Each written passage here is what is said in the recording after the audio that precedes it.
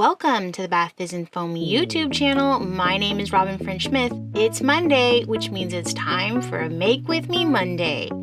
And today I'm going to be showing you how to make shower bombs. And if you don't know what a shower bomb is, or you're like, what's a shower bomb? Hey, that's a good question. A shower bomb is like a bath bomb, but you can use it in the shower, and it does fizz up when it comes into contact with water, just like a bath bomb, right? But it has some other ingredients in it that give it this really decadent, thick, mousse-like foam, and they're kind of amazing. So today I'm going to show you how to make that, and you're going to love it. And we're going to be able to scale later on. You're fake. You're phony. You're fake. Excuse me? Excuse you. Excuse me. This is fake news, and I am outraged. What do you mean fake news? This is Make With Me Monday. My name is Robin French Smith. Because this ain't Make With Me Monday. Okay, I have seen Make With Me Monday, and this is not it, Missy. What did you say your name was again? I didn't say my name, and it's none of your business. You look so familiar to me. I mean, a lot of people say I look like Dolly Parton, which is like, oh my God, stop, no. Tell me more. Are you related to the Smiths from Washington? Do you think, I mean, you know, I do have a lot of attributes that Dolly Parton has, you know. No. So people say a lot that I look like her, which is like, no, stop. Are you trying to distract me? No. You don't think it's going to be that easy, do you? Because, ma'am, you need to explain yourself why you are now lying to everyone, pretending this Make With Me Monday, when we all know, we can see with our eyes, okay, this is not a live stream. Okay, so you're not wrong. But the thing is, Facebook has made changes to the way that they promote and store videos on their platform. Upload to YouTube, then I would have to download the video and then re-upload it. Software that allows me to stream from both YouTube and Facebook.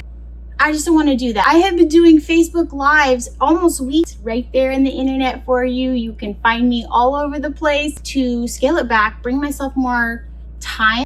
But the thing is that Patreon will always have live streams. Patreon will always have live streams. And those are still on Mondays after the Make With Me Monday. Are you just trying to take my money? Is that what you're trying to do? You're trying to take my money from me. Is that what it is? That's what it's about, huh? You're trying to take my money. No. Because Patreon costs money. Okay. Do you think I'm just made out of money because I'm beautiful? It's not. This is just a money grab. You can't convince me. This is just a money grab. You cannot convince me. No, ma'am. It's not a money grab. Patreon is too expensive, and personally, I don't think that's fair. Okay. I promise you it's not a money grab. You know what? Just admit it. You're just in this for the money. Okay? Just admit it. We can all tell. We all know. We all see what's happening here. Okay? No, you can join our Patreon for as little as $1 a month. And then once Patreon has taken its fees and we've paid our assistant and we split it between 2 people, like your $1 a month maybe equals like 25 to 30 cents to me. This is not Facebook. You know, I'm really not doing it for the money. I'm just doing it so I have a place where people who are very interested in what we're doing and just wants to continue to support us, whether or not, you know, they've bought our recipes or something. Because a lot of people, they'll say, I bought all your recipes. I wish there were still ways to support you. Well, Patreon's there for that, okay? So for as little as $1 a month, you could join Patreon. I see. Shameless plug for your Patreon. And this is not a shameless plug. I'm just trying to let you know. And the thing is, I never want money to come in the way of people having access to knowledge. So that's why we reduced the price of Patreon. Because I understand that for some people, $1 a month is a lot of money. And it represents like a big amount of money for them. And then for other people, it's nothing. It's fair change. So the people who can pay more, they do. And there's plenty of people on there who only have $1 pledge. And there's plenty of people on there who have like a $10 pledge to cover the difference. And I appreciate both of them. Okay, well, you just lost a follower, okay? Okay. Okay, because you are a liar and you just lost me. Hey, I'm kind of on a time crunch. Can I just Just kicking me out now, huh? Just kicking me out, just yelling at me, telling me to get out. Like, I don't know where you get off thinking you can just yell at me and tell me to get out. I'm here, I'm a guest, okay? I deserve to be treated as such. Okay. You have a good day. I'm gonna leave now and I'm gonna be the bigger person and tell you have a good day, ma'am. Anyway, the door, yep, you can just go right around the corner. Oh my God, can you believe the nerve of some people? Oh my God. That was so uncalled for. Was like, oh my God. She took all that so personally. It wasn't personal. She did it all personally. She needs to get right with Jesus. Okay, so after that strange interruption, let's get back to the formulation of this. So just like bath bombs, you're gonna need baking soda. And if you notice, I sifted it and you saw those clumps in the bottom. So that's why it's important to sift that. And that's gonna come back later. So this is just some subtle forecasting, some subtle foreshadowing. Sift your stuff, please. Okay, so in this little basket thing, I have SLSA, which is a mild surfactant, cream of tartar, which is a nice hardener, and some cornstarch. You can swap that SLSA with SCI, which is another mild surfactant, if you want to. And you could also swap that cornstarch with tapioca starch if you wanted to. In fact, there's a lot of stuff in this recipe that you could swap out to use for other things if you wanted to. I also added kaolin clay, which helps to anchor the fragrance, and sodium alginate, which might also be pronounced sodium alginate. I have never decided which yet. But if you can't find that ingredient, I got mine on Amazon. But if you can't find it, you can also use guar gum. I have substituted guar gum for it, and it worked almost identical. Like, I could tell the difference because it's like something I know really well, but I don't think anybody else would ever be able to tell the difference. So just saying. I also have some cocoa butter that I melted, and then I added some avocado oil to it and some polysorbate 80. Polysorbate 80 is a really mild emulsifier and also kind of has some surfactant duties, so it can help create that foam. And then obviously we want to have beautiful oils that we're putting onto our skin, right? We don't just want to be like scrubbing our skin and then not adding nourishment to it. So yeah. Just to be really honest with you, I make a lot of mistakes in this process, which is part of the fun of Make With Me Monday, right? Because you get to see me make mistakes, and like maybe you're thinking like, oh, because Make With Me Monday is now pre-recorded, I'm not going to see Robin make all the mistakes. Well, you're wrong, sister. We're going to see all the mistakes, okay? The light colorant that I'm using is Candy Apple Red. This is a really good example, though, of why I like, this is like something I did right. Okay, I know I said I messed up a lot, but this I did right. You can use lakes in bath bombs and shower bombs and stuff like that. And one of the reasons I love them is that it's so easy to decide if you needed more. So I started off with a little tiny bit of the lake in there, and then it wasn't really the color I wanted, and I was able to just add more like that. So this next ingredient I'm adding is citric acid, and I like to grind it. So I use just a cheap little coffee grinder. I got this off of Amazon, and I like to grind my citric acid, but only for shower bombs, and I also do this for my embeds. And it's just because shower bombs, just like embeds, have a different ratio of baking soda to citric acid. So like bath bombs will have a ratio that is 2:1 generally, baking soda to citric acid, although it can tilt closer to be like a 3:1. But yeah, so they have like that ratio, and then embeds and shower bombs have a different ratio. And so I just find that because of that change in that ratio, and it just kind of helps with the chemical bonds. So I am grinding my citric acid in a little cheap coffee grinder, and I had some left over from a previous project, and then I combined that with my new stuff. And then this is where, remember that forecasting I did earlier? It's foreshadowing, but remember that? Remember that a long time ago when I just did that just now? Yeah, I don't sift this when I add it to my mix, and that's a mistake, because it's a mistake, and you're going to see why. And typically, I don't grind citric acid. Also, typically, I don't think that I've ever, like, sifted it, but today I needed to sift it because it was, like, an older batch with a newer batch. And there's little white balls in the mix. Little white balls. And I'm like, right now, as this is happening, right, I'm like telling myself, this is fine. Everything's gonna be fine. Even though I know in my head that this is not okay, like that this is not gonna work out. I can feel the mix. The mix feels weird to me. And part of the reason for that is that the citric acid can't access the baking soda when it's in like a little tiny little ball rolled up like that. So, it's there. I can't fix it. Unfortunately, there's many things I can fix, but unfortunately at this point I can't really fix it, unfortunately. So we're going to live with it, but okay. And like I said, lakes are super flexible and easy to use. Once I added the citric acid, the color felt too light to me, and so I added some more of that candy apple red, and it's zero stress. It's not like when you're using dyes or dyes. And you have to be concerned about how much you're using or how you're adding it, when you're adding it, blah, blah, blah. Just lakes are so easy to use. I also used binder there, and the binder that I used was distilled water, and it foams up. I sprayed it, right? It foams up, and then I don't know if you saw, I did my hand. I was like, chill, chill, chill, chill, okay? Because it's fine, and I think people freak out a lot when they add binder, and they're like, oh my God, guys, hurry, run!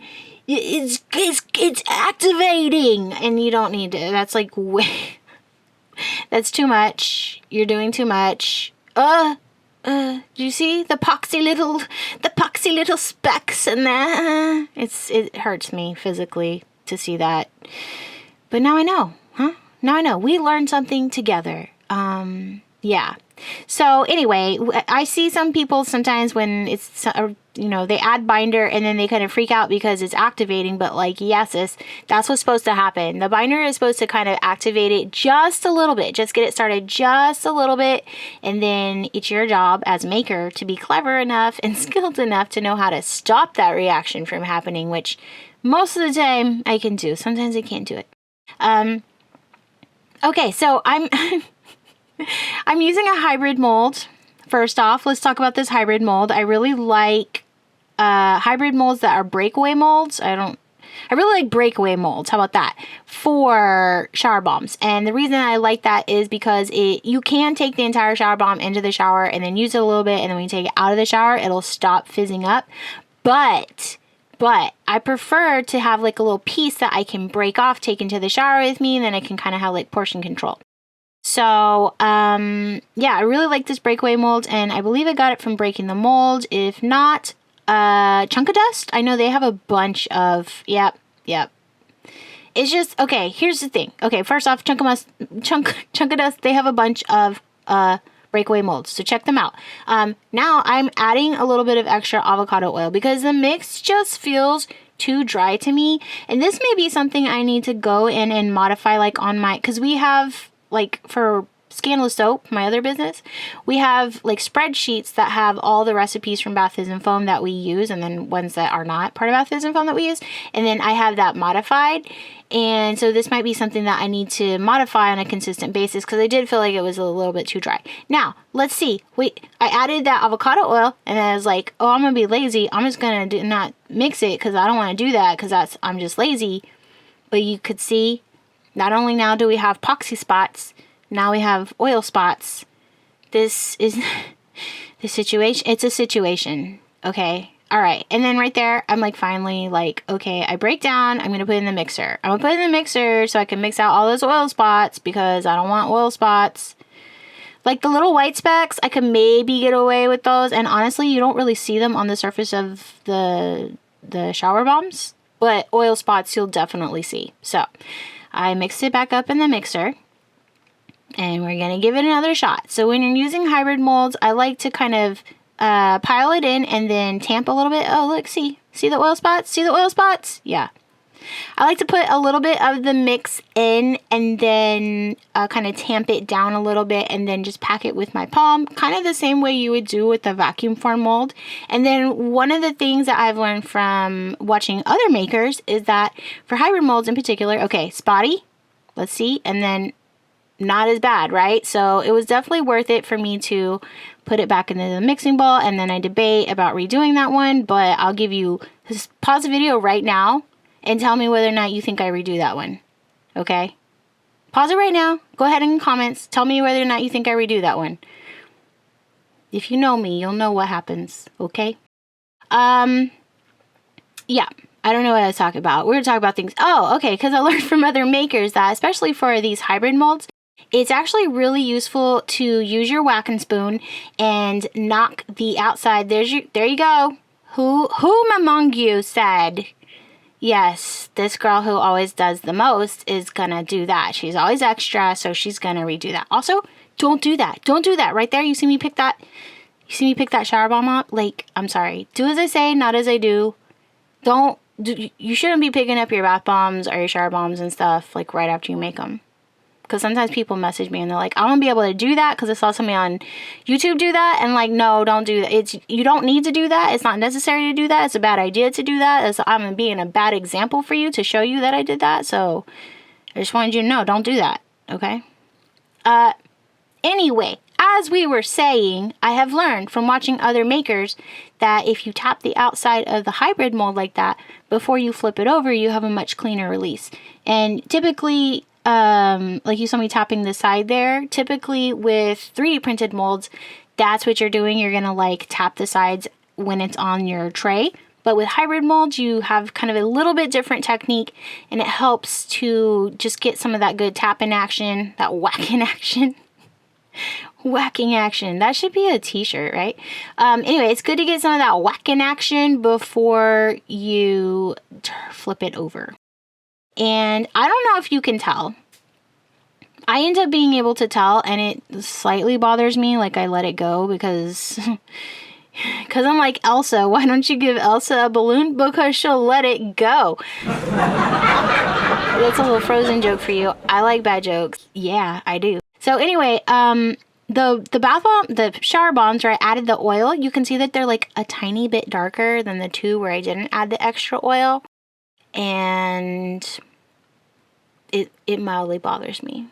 It's not that big a deal, you know? Probably nobody else will ever notice, but like I see it, I notice. And that's what matters. See, you can see those two. You can see them, right? All right, so now we're gonna paint these. I don't always paint my shower bombs, but since these were watermelon themed, I felt like I probably should. So the colors I'm gonna use are Shimmer Apple Pop, Black Pearl Winter White, and to the Winter White, I'm gonna add just the tiniest bit of titanium dioxide. To hydrate this paint, we're gonna use 91% isopropyl rubbing alcohol, and we're gonna add some polysorbate 80 into the bath bomb paint as well, shower bomb paint, whatever, as well. And I used to only add polysorbate 80 to black when I was using black on bath bombs to paint them. And then I started using it when I had purple, and then I started adding it when I used green, and then I just started liking the way it like lets the bath bomb paint stay fluid longer, like it has more of an actual paint texture to it.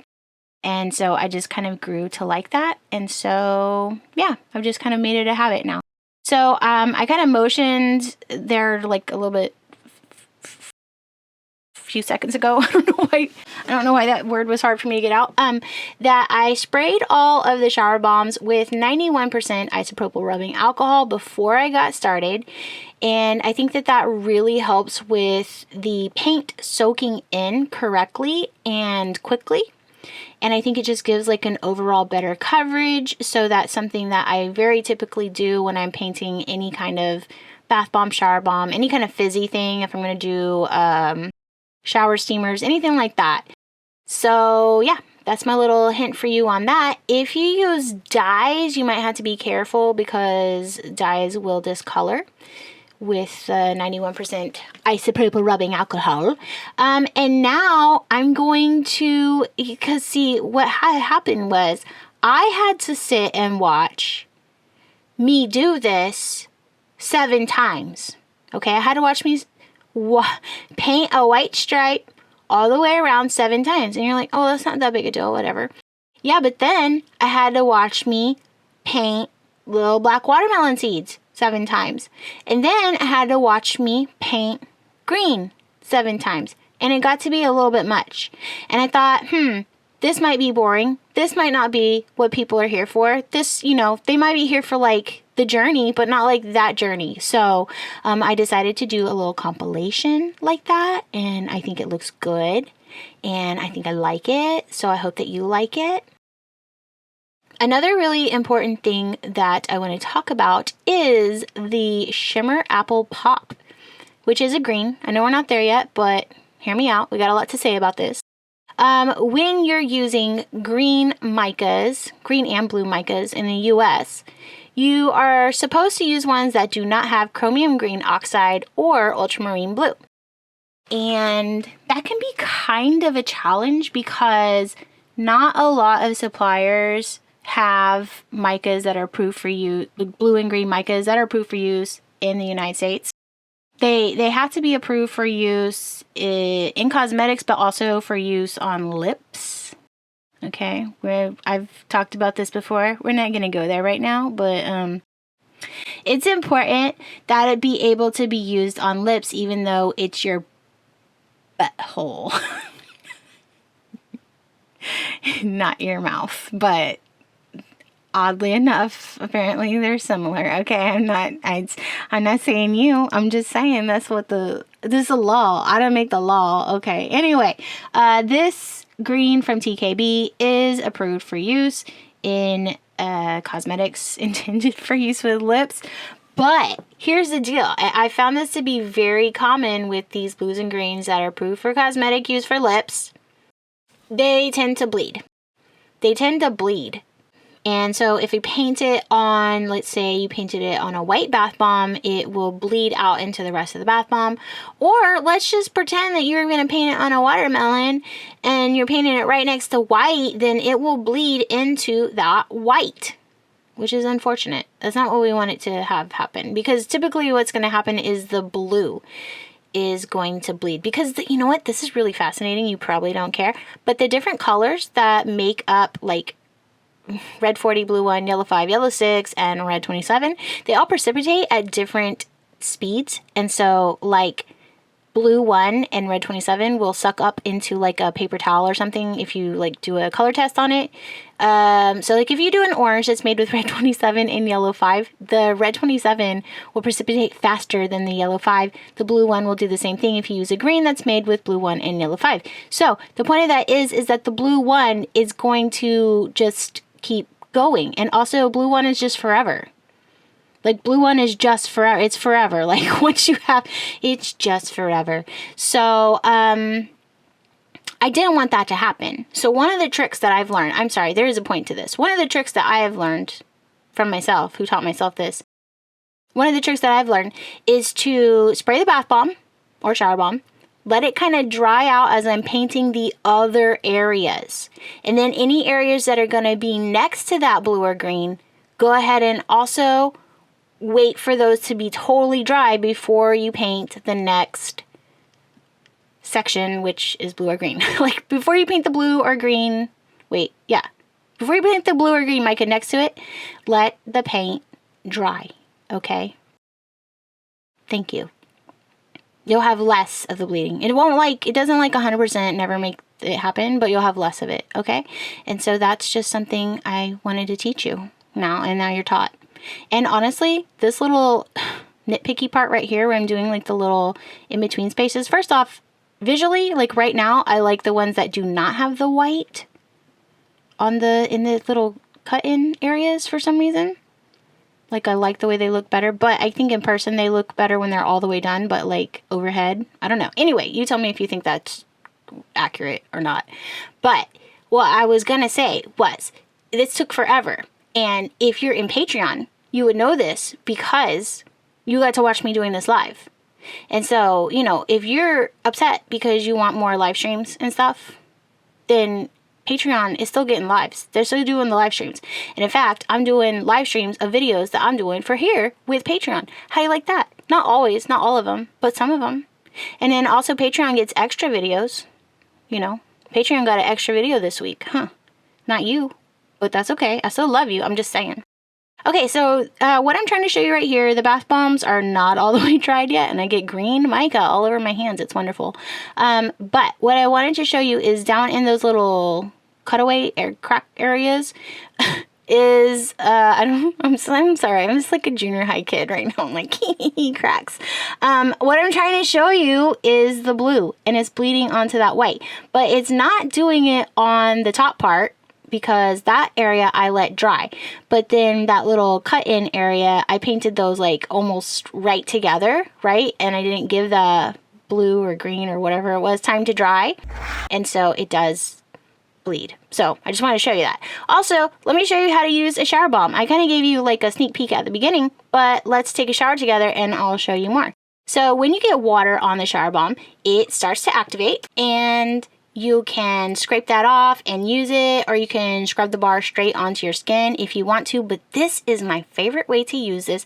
And ignore my face that says this is not my favorite way to use it, because this is my favorite way. I just think it's not my favorite thing to take a shower with a camera in my shower. I think that's what that face is about, but just ignore that face, okay? Because it's not true. I love this, but I just don't like having a camera in my shower. But anyway, my favorite thing to do is to crush it up and then use that and scrub that on yourself. And the sodium alginate makes your skin feel like freaking silk. Man, it's amazing. Highly suggest 5 effing stars. Thank you so much for hanging out with me today. And if you want to find more out about Bath Fizz and Foam, then we have a website called bathfizzandfoam.com. And you can buy this formulation that I used today. You can buy other formulations, but you can also look at stuff like our free color studies, and I could teach you how to make red. If you don't want to make that red yourself though, you could also come to my other business, which is Scandalous Soap, and you could just buy the blend if you wanted to. You don't have to, because you saw earlier Bath Fizz and Foam, like I'll teach you how to make it. It's really not that secret. But if you don't want to, you could buy it. And also make sure you come to our Facebook group, Bath Fizz and Foam, it's not Bath Fizz and Foam Handmade Cosmetic Support. I changed the name. Yeah, changed the name recently, but it's still Bath Bomb Blah Blah Support Group. It's just with more cosmetics in it. Okay, so you could come to our Facebook group, and we're really nice and helpful and friendly. And I'm trying to hurry because I'm trying to get to Patreon. I'm trying to show you. But also come to Patreon. There's a bunch of stuff on Patreon. Okay, but also like and subscribe. I'm supposed to tell you that. I get in trouble because I forget to tell you that. Like and subscribe. Yes, I'm supposed to tell you, like and subscribe. So anyway, that's it. Thank you for hanging out with me today. You're the best. Happy making. You can tell your mama I said that. Like and subscribe. Bye.